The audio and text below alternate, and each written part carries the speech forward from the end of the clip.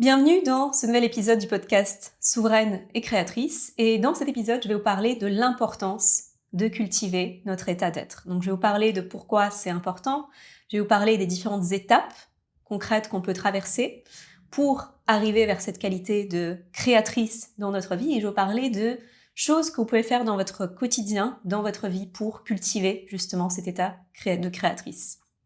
Donc tout d'abord, de quoi je parle ? Donc comme vous le savez peut-être, Souveraine et créatrice, c'est vraiment le fil conducteur de tout mon travail. Et donc le fait d'arriver en fait à cette qualité créatrice, je pense que c'est un état de liberté intérieure qui permet de vivre en fait complètement différemment. Donc vivre les événements qui se passent dans notre vie, vivre notre activité professionnelle, vivre nos relations d'un état qui est complètement différent. Donc en fait, on passe d'un état d'une certaine densité, où en quelque sorte on subit la vie, on subit les événements qui nous arrivent, vers un état. Donc qu'est-ce que ça veut dire être créatrice ? Être créatrice, c'est co-créer avec la vie en fait. Je suis plus un acteur passif qui subit les choses, je suis un acteur qui crée en fait, qui crée les événements, qui crée la vie, qui crée mon état intérieur. Donc il y a aussi cette notion de responsabilité qui fait intrinsèquement partie en fait de cette transition. Donc peut-être que je vais vous parler des différentes étapes en fait qu'on peut traverser pour passer de cet état qui est plus passif envers la vie vers un état où on est pleinement actrice en fait de ce qui se passe dans notre vie, de notre activité professionnelle, de nos relations. Donc quand on est dans un état de densité, donc ce que je vous disais c'est que on est dans un état qui est plutôt passif, qui subit la vie. Donc parfois ça peut aller jusqu'à l'état de victime. Donc j'ai un état de victime intérieure où oh mon Dieu, il m'arrive ci et il m'arrive ça et pauvre moi et j'ai pas de chance et les circonstances de la vie et ci et ça. Donc en fait ça peut aller dans différents extrêmes et donc quand on est dans cet état de victime intérieure, c'est très difficile de sortir de cet état de fait des événements qui se passent dans notre vie parce que je dépose en fait toute responsabilité sur l'extérieur. Donc c'est les événements de la vie, c'est les circonstances dans lesquelles je suis. Et en fait, tant que la responsabilité elle est à l'extérieur de moi, c'est très difficile de faire quoi que ce soit. Parce que du coup, je ne suis pas dans un état intérieur où je prends la responsabilité de ce qui se passe dans ma vie. Donc petite nuance que j'apporte à chaque fois quand je parle de cette notion de responsabilité. Oui, on a très certainement des inégalités par rapport aux conditions dans lesquelles on est, par rapport aux conditions dans lesquelles on grandit, par rapport à tout un tas de choses dans notre vie. Donc il y a un état de fait, donc on est vraiment pas tous égaux par rapport aux circonstances dans lesquelles on est. Donc ça c'est un fait. En revanche, donc ce que je fais de ces circonstances, donc ça c'est quelque chose qui m'appartient. Donc je peux être dans des circonstances très très très compliquées et me dire que c'est fichu, ou je peux être dans des circonstances très compliquées et quand je reconnecte en fait avec mon pouvoir personnel, je prends conscience qu'en fait je peux faire quelque chose. Moi, je peux agir d'une façon qui va changer ces circonstances extérieures. Donc c'est là-dessus que je parle de responsabilité. Donc bien sûr, je ne suis pas responsable de ce qui se passe à l'extérieur de moi. Donc je ne suis pas responsable des événements. La seule chose dont je suis réellement responsable, c'est ce que je fais de ces événements, de ce que je fais de ces circonstances de vie. Donc, comme je vous disais, il y a vraiment une gradation en fait dans cette sorte d'attitude de victime envers notre vie. Donc il y a un simple état de passivité, donc je subis la vie, et il y a cet état de victime intérieure qui fait que mon Dieu, pauvre moi. Et donc en fait, plus on est dans cet état de victime intérieure, moins il y a de responsabilité. Donc ça c'est le premier état dans lequel on peut être. Et quand je vous parle de densité, donc qu'est-ce que ça veut dire cette densité ? Donc en fait, je flotte avec la vie. Je vois les circonstances et en fait, je vis la vie d'un jour, un jour après l'autre. Et en fait, ça me semble comme une sorte de fleuve inéluctable. Et la première étape pour sortir en fait de ce fleuve qui se déroule un peu à mon insu, donc sans que je puisse faire quoi que ce soit. Donc la clé de ce changement, c'est de changer mon état intérieur. Et en quoi est-ce que notre état intérieur a vraiment une importance ? C'est parce que cet état va conditionner en fait ma perception. D'où l'importance en fait de changer cette perception pour pouvoir ensuite changer les choses autour de soi. Donc souvent, pour pouvoir en fait en quelque sorte faire ce saut intérieur, Donc, dans beaucoup de cas, en fait, il y a une sorte de limite qui arrive, il y a une sorte de ras-le-bol, il y a une sorte de prise de conscience de, en fait, je peux pas continuer comme ça. Donc, dans beaucoup de cas, il y a un moment qui arrive qui est un peu ce moment de « ça suffit ».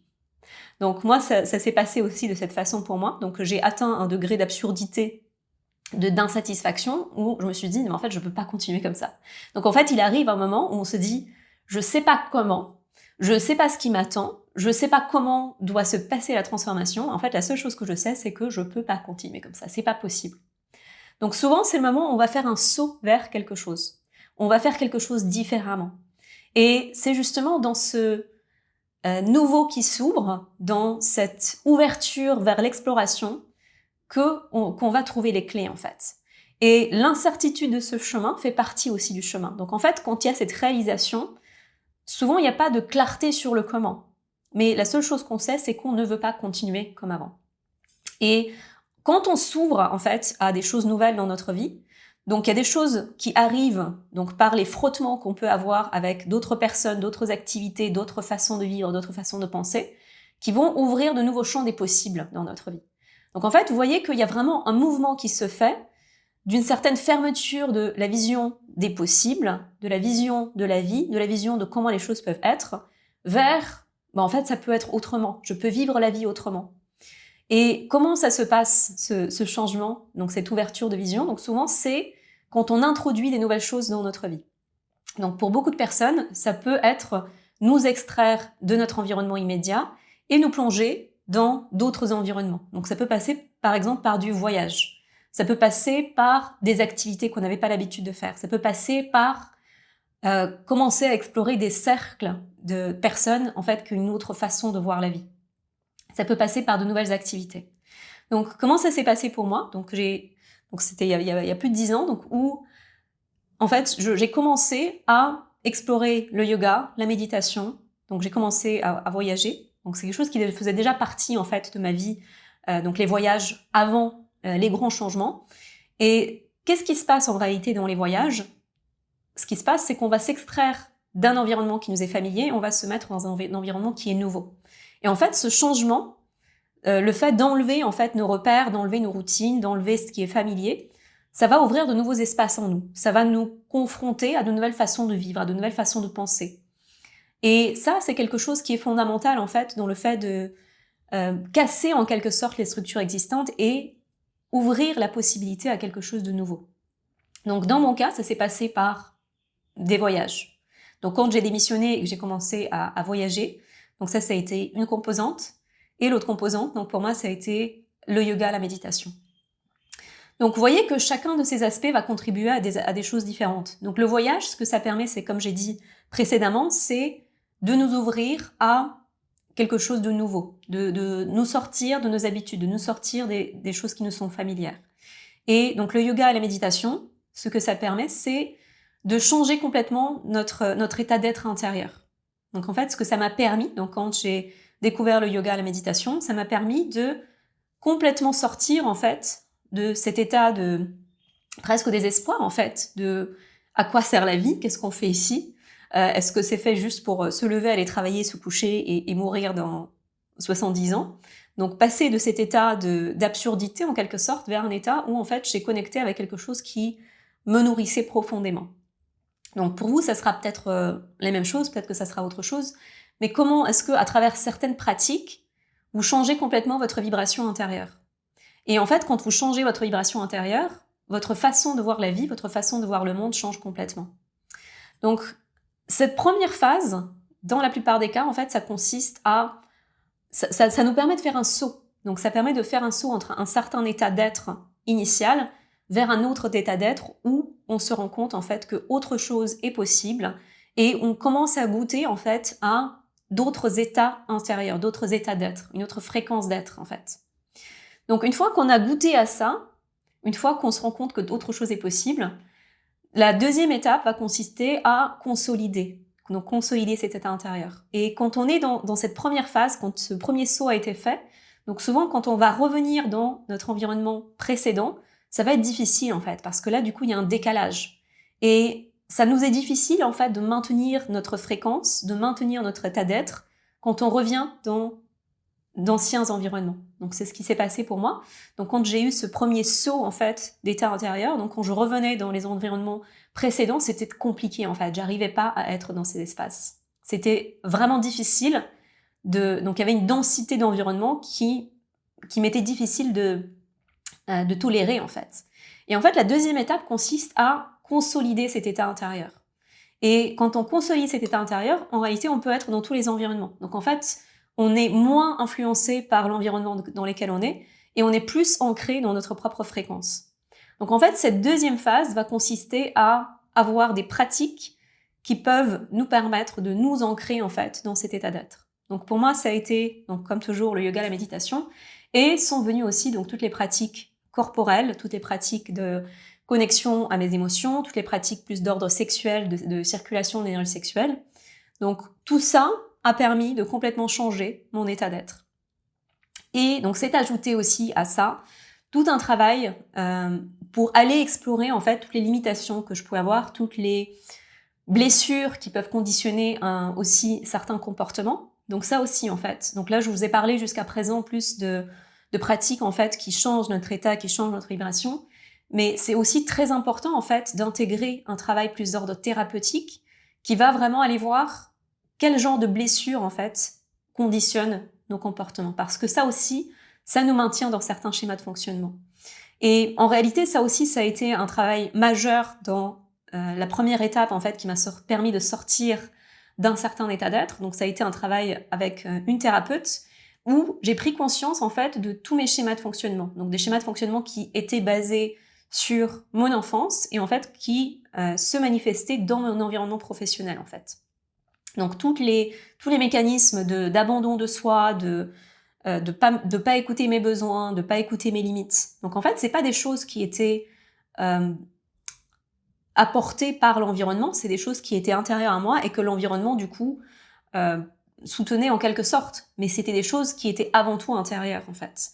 Et ça aussi, c'est très important de nous rendre compte que quel que soit l'environnement dans lequel on est, donc même s'il y a certains dysfonctionnements, en réalité, ce que fait l'environnement, c'est juste que ça permet de s'appuyer sur certains schémas intérieurs. Si ces schémas intérieurs ne sont pas en nous, en fait, l'environnement, il va pas avoir le même effet. Donc, d'où le fait que dans certains, donc si on se parle en l'occurrence de certains environnements de travail, donc parfois même certains environnements de travail qui peuvent être assez intensifs, en fait, ça n'a pas du tout le même effet d'une personne à l'autre. Pourquoi ? Parce que chaque personne a des schémas intérieurs différents. Et donc, du coup, ça va juste souligner ces schémas intérieurs. Donc, les personnes qui vont avoir des limites très claires, des personnes qui vont s'écouter et se respecter, en fait, l'environnement n'aura pas du tout le même effet qu'une personne qui va avoir certaines tendances de non-écoute de soi, de non-respect des limites, des besoins, etc. Donc, ça, c'est un travail qui est aussi très important. Donc, vous voyez que dans mon parcours personnel et à la fois aussi dans mon approche, dans les différents accompagnements, il y a vraiment ces deux aspects qui sont très important. Donc d'une part, tout le travail qui est plus d'ordre, comment est-ce que je connecte à mon essence, comment est-ce que je connecte à mon âme, comment est-ce que je travaille sur l'aspect énergétique. Donc ça, c'est une partie de l'équation. Et l'autre partie, c'est comment est-ce que je travaille avec mon humaine, en fait. Donc avec mes émotions, avec mes sensations, avec mon système nerveux, avec mes traumas, avec mes blessures. Et je pense que c'est très important de faire le travail sur ces deux aspects. Parce que si on se contente que de l'un ou de l'autre, il nous manque en fait une jambe en fait pour que ce soit stable. Donc si je ne fais que du yoga, de la méditation, le risque de ça, c'est qu'il y ait un certain détachement, mais qui en réalité ignore certaines parties de moi. Donc ces parties, elles sont toujours là. Donc s'il y a des blessures, des traumas, ça va pas les faire disparaître. C'est juste que je vais en être plus détachée. Donc je vais être moins connectée aux ressentis qui y correspondent, mais pour autant, ils sont toujours là. Donc non seulement ils sont toujours là, mais ils influencent aussi ma vie directement, en fait.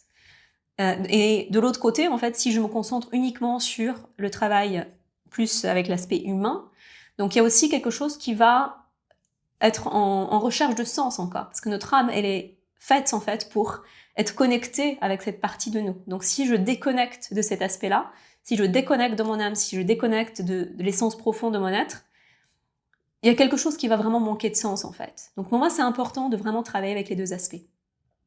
Donc, ce que je vous disais tout à l'heure, c'est que la deuxième étape va consister en fait à nous ancrer pleinement dans cet état d'être. Donc, ça peut être un chemin de plusieurs années en fait. Et je dirais que c'est presque un chemin qui ne se termine jamais parce que du coup, on continue à s'explorer, on continue à approfondir. Donc notre être a une profondeur infinie. Et en fait, quand vous commencez ce voyage, vous commencez un voyage à l'intérieur de vous. Vous commencez un voyage qui va en profondeur à l'intérieur de votre être. Donc en fait, cette profondeur, il n'y a pas de fin.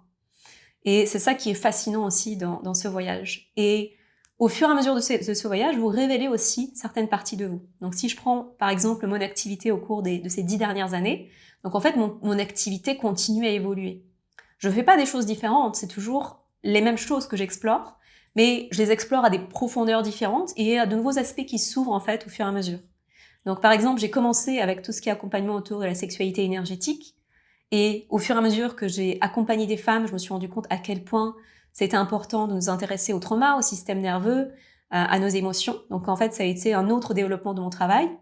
Et aujourd'hui, donc le nouveau développement qui arrive, c'est qu'est-ce que je fais de tout ça en fait. Donc une fois que je connecte avec moi-même, avec mon corps, avec ma guidance intérieure, donc une fois que ce travail amène des changements concrets, mais en fait, comment est-ce que je vis de cet état de créatrice? Donc ça, c'est le dernier développement de mon travail. Et peut-être qu'il y en aura d'autres en fait. Donc vous voyez que quand vous commencez à explorer votre être, à explorer les différentes parties de qui vous êtes, au fur et à mesure de votre voyage, il y a de nouvelles choses qui vont se dévoiler. Donc cette deuxième partie, en fait, où vous consolidez dans qui vous êtes, où vous consolidez dans votre propre énergie, en fait, ça va naturellement mener vers une troisième partie. Donc la troisième partie, c'est quand qui vous êtes rayonne quelque chose dans votre environnement. Donc en fait, votre état d'être, le simple fait pour les personnes d'être dans votre environnement, dans votre entourage, ça va ouvrir en fait de nouvelles possibilités. Ça va ouvrir l'accès à un nouvel état d'être. Ça va ouvrir le champ des possibles. Donc bien sûr, ça peut agir comme une sorte de catalyseur. Donc ça peut ouvrir ce champ des possibles. Mais après, bien sûr, c'est à chacun, chacune de faire son travail, en fait, de s'ancrer. Donc on ne peut pas éternellement rester dans le champ de quelqu'un. Donc l'idée, c'est, une fois que on est exposé à différentes possibilités, donc comment est-ce que c'est cette première étape qui ouvre des espaces en nous et comment est-ce qu'à partir de là, on entame en fait notre voyage personnel. Et donc pour certaines personnes, ça va vraiment être de juste rayonner qui elles sont tout simplement dans leur vie. Et pour d'autres personnes, ça va aussi se traduire par le fait de passer dans l'accompagnement et de guider les personnes dans leur voyage. Donc souvent, c'est des choses qui vont passer par des outils que la personne a utilisés elle-même dans son propre parcours. Donc c'est le cas pour moi. Donc aujourd'hui, j'accompagne les femmes, donc non seulement dans leur parcours personnel, mais j'accompagne aussi les femmes qui veulent accompagner, donc leur transmettre les outils d'accompagnement. Et donc aujourd'hui, il y a ce pan d'activité qui est en train d'émerger, qui est aussi d'accompagner en fait les entrepreneurs dans ce rayonnement. Donc vous pouvez choisir en fait, une fois que vous êtes ancré dans cette nouvelle fréquence, et donc comme je vous disais, c'est quelque chose qui continue toujours à se révéler, quelque chose que vous continuez à approfondir, vous pouvez choisir de quelle façon en fait ça s'applique dans votre vie. Donc peut-être que vous n'avez pas vocation, vous n'avez pas désir d'accompagner d'autres personnes, et vous allez dans tous les cas en fait influencer votre entourage, influencer les personnes qui vont être dans votre présence. Ou vous pouvez choisir aussi d'accompagner les personnes. Ce dont je viens de vous parler, donc ce sont les différentes étapes. Et maintenant, intéressons-nous aux différents outils que vous pouvez mettre en œuvre pour cultiver cette fréquence. Donc ces outils vont dépendre aussi, dans une certaine mesure, de l'étape dans laquelle vous êtes. Donc quand vous êtes dans la première étape, donc quand vous voulez vous extraire de quelque chose, ça peut être utile de mettre en place des choses qui vont permettre de vous extraire de l'environnement. Donc ça veut dire éventuellement partir en voyage. Donc bien sûr, on n'a pas toujours la possibilité de nous extraire complètement de l'environnement. Donc si c'est votre cas, donc si vous n'avez pas la possibilité immédiate de vous extraire complètement de l'environnement dans lequel vous êtes, contemplez quelles sont les différentes possibilités pour vous exposer dans d'autres environnements. Donc parfois, c'est aussi des espaces en ligne, parfois c'est les vidéos qu'on regarde, parfois c'est les podcasts qu'on écoute. Donc vous voyez tout ça, donc quand vous vous immergez dans le monde de quelqu'un, c'est des espaces qui vous permettent de sortir d'un certain état d'être, d'une certaine réalité et vous exposer à d'autres champs des possibles. Donc un aspect, c'est de vous sortir physiquement de cet environnement, un autre aspect, c'est de créer des espaces en fait où vous êtes confronté à d'autres façons de voir le monde, d'autres façons de voir la vie, d'autres façons de penser. Donc en fonction du champ des possibles, vous pouvez vous ouvrir ces espaces. Donc en fait, cette première étape, l'un des aspects clés, c'est comment est-ce que vous ouvrez un autre champ des possibles? Comment est-ce que vous ouvrez une autre façon de voir la vie, une autre façon de voir le monde? Donc ça, c'est un aspect essentiel. Et l'autre aspect essentiel, c'est quelles sont les pratiques, en fait, qui peuvent vous permettre d'accéder à un autre état d'être. Donc la méditation, les pratiques énergétiques, ça permet de cultiver un autre état d'être. Donc une fois que vous sortez, en fait, une fois que qu'un autre champ des possibles s'ouvre, ensuite, c'est important d'inclure dans votre vie, en fait, des pratiques qui vont vous permettre de cultiver cet état d'être. Donc là, encore une fois, le yoga, la méditation, ça fait partie, pour moi, des fondamentaux. D'autres pratiques énergétiques, donc par exemple, les pratiques taoïstes aussi, peuvent permettre à la fois un aspect qui peut être axé plus sur la guérison physique, émotionnelle, et aussi peuvent permettre de travailler avec l'activation de l'énergie sexuelle. Et donc, bien sûr, il y a aussi d'autres pratiques qui vont plus nous connecter avec l'aspect spirituel. Donc, le système taoïste, c'est un système qui est complet. Donc, vous pouvez choisir, en fait, le système qui vous correspond. Vous pouvez choisir le système qui vous parle. Et donc, moi, ce que j'enseigne, c'est aussi toutes les pratiques d'ordre corporel, donc de connexion au corps, de compréhension de notre système nerveux, de régulation de notre système nerveux, toutes les pratiques émotionnelles. Et donc, une fois qu'on construit ces bases, donc toutes les pratiques qui permettent de connecter avec l'énergie sexuelle. Donc, l'énergie sexuelle, c'est une force qui est extrêmement puissante. Et ce que j'ai pu constater au cours de ces 10 années où je travaille avec les femmes, c'est à quel point le travail nous transforme. Donc, quand on va travailler avec notre intimité, donc en fait, c'est pas que notre intimité qui change, c'est l'ensemble de notre vie. Donc, ça, c'est des pratiques qui peuvent vraiment vous ouvrir à un autre champ des possibles. Notre énergie sexuelle, c'est une énergie qui est puissante. Et en fait, quand on commence à interagir avec, quand on commence à l'activer, quand on commence à la faire circuler dans le corps, donc à la fois, ça va nous ouvrir accès à beaucoup plus de vitalité, ça va ouvrir l'accès à beaucoup plus de créativité, et ça peut aussi nous connecter avec un état spirituel. Donc pour moi, c'est une approche qui est complète, parce qu'elle travaille vraiment à différents niveaux. Donc la vitalité, qui est la base de tout dans notre vie. Donc si j'ai pas de vitalité, si j'ai pas d'énergie pour agir, ça va être compliqué d'entreprendre quoi que ce soit. Notre créativité, qui va nous permettre justement aussi d'ouvrir ces champs des possibles. La confiance en soi, l'affirmation de soi saine, et après tout l'aspect spirituel en fait. Donc pour moi, l'énergie sexuelle, le travail avec notre énergie sexuelle, c'est quelque chose qui est complet et qui permet en fait de vraiment m'établir dans un autre état d'être. Et dans tous mes programmes, dans l'ensemble de mes accompagnements, on parle toujours des fondations qui sont nécessaires en fait pour tout ce travail qui peut vraiment ouvrir beaucoup de choses. Donc la connexion au corps, la connexion aux émotions, la conscience de notre système nerveux, la régulation de notre système nerveux, la conscience de tout ce qui peut être d'ordre traumatique. Donc tout ça, c'est les fondations en fait pour ce travail-là. Donc ça, c'est une façon de nous ancrer en fait dans un autre état d'être. Donc pour moi, c'est quelque chose qui a été majeur dans ma vie. Donc toutes les pratiques de travail avec le corps, avec les émotions, l'activation de l'énergie sexuelle, le travail avec l'énergie sexuelle et bien sûr le yoga, la méditation, comme je vous disais. Donc on a vu dans ce podcast à la fois donc les différentes étapes que vous pouvez traverser. Là, je viens de vous parler des différents outils. Donc je vous invite à contempler en fait où est-ce que vous en êtes dans ce voyage. Est-ce que vous êtes dans la première phase où vous sentez que quelque chose doit vraiment changer? Est-ce que vous en êtes dans cette deuxième phase de consolidation? Ou est-ce que vous en êtes à la troisième phase en fait où vous êtes dans la transmission? Donc à la fois à travers votre état, à la fois à travers les pratiques peut-être que vous guidez, peut-être que vous accompagnez d'autres femmes. Et voyez en fait qu'est-ce qui peut vous soutenir. Donc est-ce que vous avez besoin d'ouvrir votre champ des possibles? Est-ce que vous avez besoin de consolider vos pratiques? Ou est-ce que vous êtes dans la phase de transmission? Est-ce que vous avez besoin d'être accompagné en fait dans cette phase-là? Donc je vous invite à contempler donc où est-ce que vous en êtes et à voir où est-ce que vous avez besoin d'accompagnement. Donc si mon approche résonne pour vous, si vous sentez que les pratiques que j'ai mentionnées vous parlent, donc n'hésitez pas à explorer aussi l'ensemble des choses possibles.